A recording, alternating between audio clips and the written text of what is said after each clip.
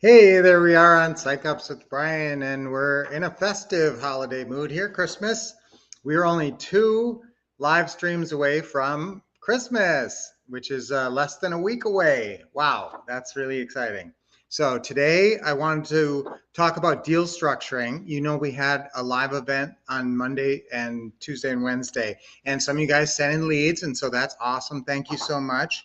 And I want to remind you how to structure your deals. What's the format? So look at this format so you remember when you're evaluating a deal, when you're analyzing a deal, plug it into this format, and that way you'll be able to tell what you've got. You know, do you have a profitable deal? Do you have what kind of deal is it?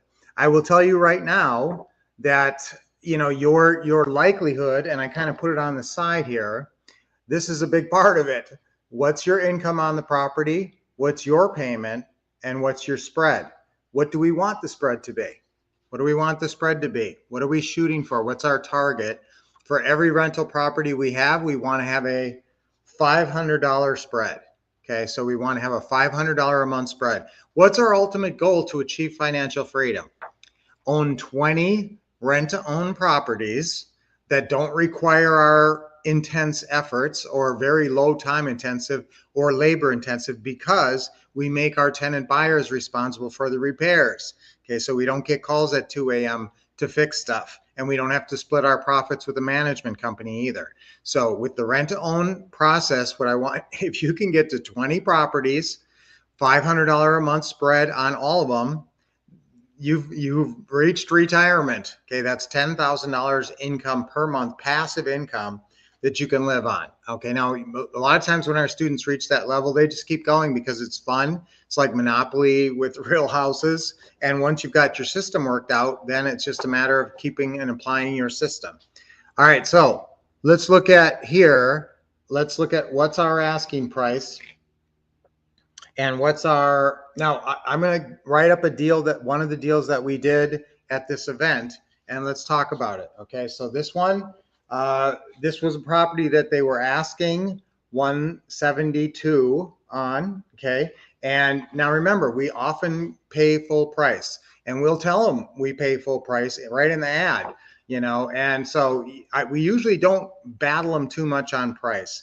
But what we will say, what's the soft way to go for price and what's the harder way to go for price? Well, the softer way to go for price is saying, well, do you have any wiggle room on that price? I see your price here is 172. Do you have any wiggle room on that price? And a lot of times they'll say, well, there's always a little wiggle room, or, everything's negotiable, something like that. That tells you that you got a little room. So you can come in a little bit less. So like 165, 160, it depends on how confident you feel and how much wiggle room you think they have. You could say at that point, what's the least you'll take? Well, if you got a little wiggle room, what's the least you'll take? And then wait and hear what they say, and then say, is that the best you can do? So that's going a little bit harder at the price, hitting them with what's the least you can take and is that the best you can do? But I like to hear that because you might be able to get a better deal.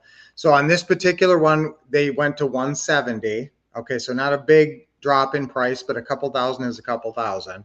Now, what's our asking price? We figured, I thought the house, the Zestimate was around 180, which is great. And guys, if I can keep my asking price within 20,000 of the Zestimate, I actually feel pretty confident. That's for me, that's pretty good. Okay, so if I'm on this one, plus I like the fact that we can keep it just under 200. So on this one right here, we're going to ask 199. And remember, always put that other 9 in there, 199.9, because you make more money, you make an extra $900. So that's a good asking price, 199.9. Remember, we're paying 170. Now, what's our tenant buyer going to give us for their non-refundable option deposit? Non-refundable option deposit. What's their non-refundable option deposit? We always go for 10%. Okay, if you want to sort of use that as a rule of thumb. We're always shooting for 10%. Now, do they always have 10%? Will we refuse to put somebody in there without 10%? Usually not. But what we say is, what's the most you can put down on your beautiful new home? What's the most you can put down on your beautiful new home? And I'm hoping for, again, 10%. So this would be 20,000. So they put 20,000 down on a $200,000 house. How much do they still owe us? Okay, the buyer still owes us 180. Okay, so write this down, guys. And make sure you're writing up the format the right way so you can evaluate all your deals using this format. All right, so how much do we still owe the seller? The buyer still owes us 180. They paid us 20 down. How much do we owe our seller, guys? We owe them 170. Now, if we had given them any money down, which we didn't, this would be a little bit less, and that would come out of this 20,000. So if we had to give them 5,000 down, I'd take it out of this 20, but this then would be 160. Okay, but now it's 170 because we did it for nothing down. What's our back end payday? It's 10,000. Now, what's the great thing about this formula, guys, is that what the buyer owes us, this 180, this is going to stay the same. Okay, that 180 stays the same. But what's the cool thing about the 170? That goes down because we are getting credit every month for the mortgage going down in principal reduction. The mortgage balance reduction goes down. So we actually, when this goes down, what happens to your back end payday? It goes up. Okay. So remember, you're always getting credit. So this back end payday is always growing. That back end payday might be 20,000, 30,000, 40,000 before too long.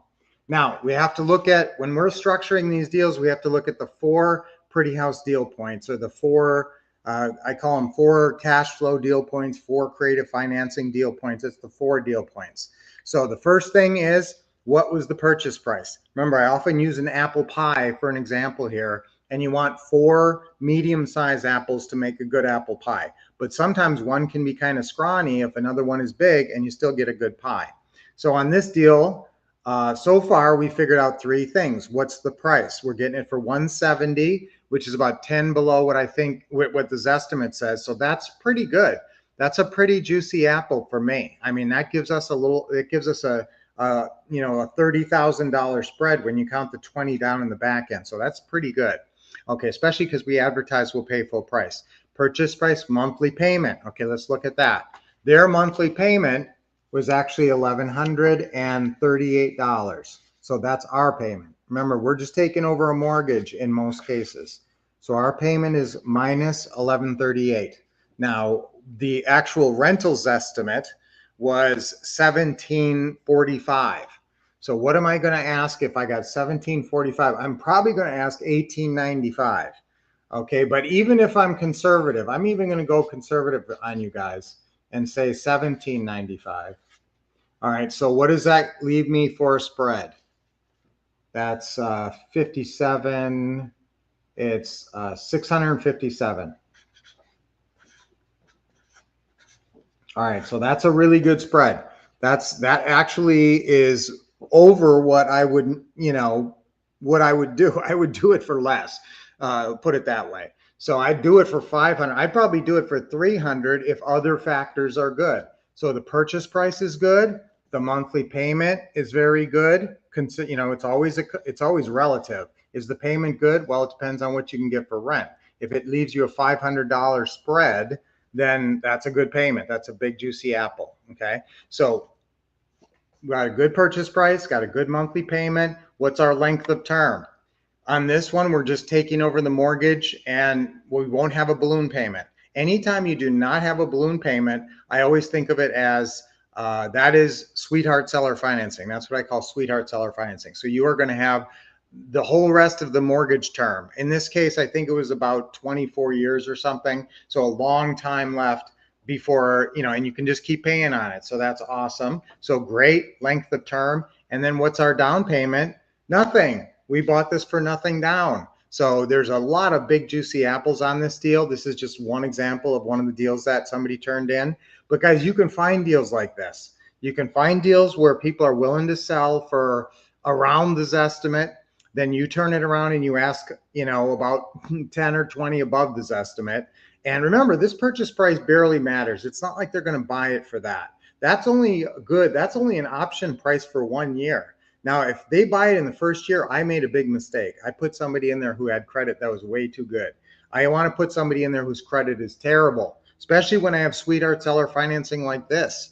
Okay, that's when I want to use somebody. That's when I want to put somebody in there whose credit is absolutely horrendous, and they're going to take forever to get qualified. Okay, and but when they do, hey, we're rooting for them. You know, we're rooting for people. We want people to achieve the American dream of home ownership, and that's what, you know, a big part of our mission to help people who are going through rough times, bad credit, can't qualify, but here we put them in a gorgeous house. So this was a really exciting event, guys. I want you to make sure you turn in leads. I know Tony turned in leads, so great job, Tony. Turn in leads, and that's the key, guys. If you're going to get deals, you know, you got to get leads. And what's the easiest way? It just really struck me at this particular event for some reason, that you can generate a lot of your own business through outbound calling. You know, most businesses, if you have a restaurant, you can't do outbound calling and say, come eat at my restaurant. You can put out little BOGO, buy one, get one free coupons and stuff like that, but you can't make people come in. But this, with our business, guys, you have several opening calls where you can just start calling people, and you don't have to call people in your area.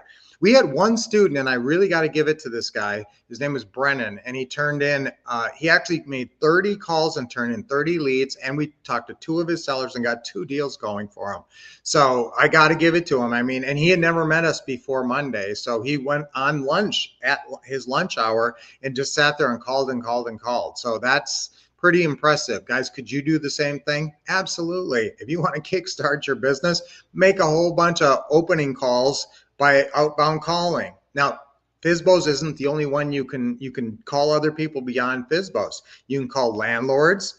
And in fact, 2 of the deals we did at this event, these were landlords who were selling one of their properties and were willing to do seller financing. So that was really, you know, that was great. Landlords, oftentimes, we have a landlord opening call script. It's in the forms folder in your what to say and what to do system. So there's several opening call scripts in there. There's the FSBO opening call script. I want you to print like 20 or 30 of those.